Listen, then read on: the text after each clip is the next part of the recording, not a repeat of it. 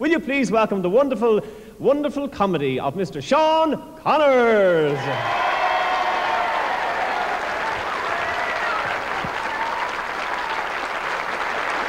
And it was Mrs. Murphy's birthday, and the morning of her birthday was a knock on the door, and she comes running down the stairs, and she opens the door in her nightdress. Well, it's a handy place to have a door. And there's a telegram boy standing there. Mrs. Murphy, it's your birthday. I have a singing telegram for you. Happy birthday to you. Happy birthday to you. Happy birthday, Mrs. Murphy. Happy birthday to you. And Mrs. Brown was mad jealous. She says, I hope my fella thinks of sending me a telegram and it's my birthday. Well, the morning of her birthday, there's a knock on the door. She comes running down the stairs, and she opens the door. She's wearing this see-through negligee. Now, you know it was see-through, as you could see her vest, you see. And there's a telegram boy standing there. Says, Mrs. Brown, I have a telegram for you. She says, sing it to me, sing it to me. He opens it up. He says, your sister Izzy is dead. She found dead in the bed. Oh, God.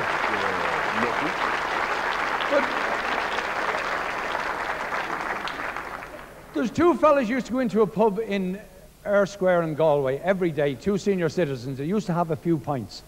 And one of them went missing. And he was missing for about a week. And the other fellow says to the barman, he says, have you seen Mick? He says, I haven't. He says, I'm very worried about him. He says, leave him for a few more days.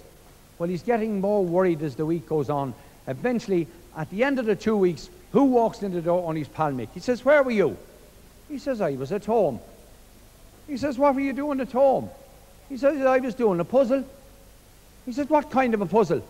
He said, it's called a jigsaw puzzle. He said, what's that? Well, he says, there's all little these bits of things, all shapes and sizes, and you have to get them to fit in all together. He says, how do you know if you have it right? Well, he says, there's a picture on the box, and you have to get it looking like the picture on the box. Oh, he said, I see. He said, did you get it right? He says, I did. Well, he says, fair play to you. He says, how long did it take you? He says, it took me the 2 weeks I was missing. He said, and you and now Eid, you're taking 2 weeks to do a jigsaw puzzle. So what do you mean, 2 weeks? It says 4 to 6 years on the box.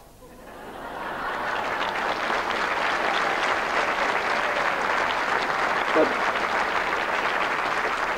you know, 1979, when you think back, was a great year for Ireland. That was when the Pope came over to Ireland, and he was to arrive in Dublin. Wasn't Dublin fog-bound, and they had to divert him down to Shannon. And they had a chauffeur-driven limo to take him up from Shannon up to Dublin. And they were driving through Rossgrey, and he was sitting in the back, and the driver was driving the car. And he taps on the window. The driver rolls the window back. He said, what can I do for your holiness? He says, young man, he says, this is my first time in Ireland. And he says, in Italy, we drive on the other side of the road, and the steering wheel is on the other side. Do you think I could drive this car to Dublin? I have my driving license with me. He says, your holiness, no problem. He says, you sit in the front and drive, and I'll sit in the back. Your man sitting in the back like Lord Muck. And the Pope was driving about 80, 90 miles an hour through Portlaoise, through Newbridge, just thrown through Naas. And there's a big guard out, big policeman. Do you ever notice a policeman who stops you? He always pulls about 30 yards in front of you so they can do the John Wayne walk back to the car. And he walks over and he puts his head in the window. And he's unlucky because the window was closed. And he has one look at the Pope driving the car. He gets on the walkie-talkie. He says, Sergeant, will you get out here quick? I have to give a fella for speeding, a ticket for speeding, and he's very, very important. I don't know what to do. He says, is it the superintendent? He says, bigger than him. He says, is it the commissioner? He says, bigger than him. He says, is it the Taoiseach? He says, bigger than him again. He says, for God's sake, who is it? He says, I don't know who he is, but he's very important because the Pope is driving him.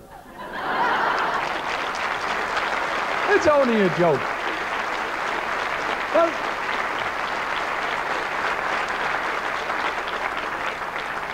as I say, it's nice to be important. I think it's far more important to be nice. You've been very, very nice to me. Thank you very, very much, and God bless you.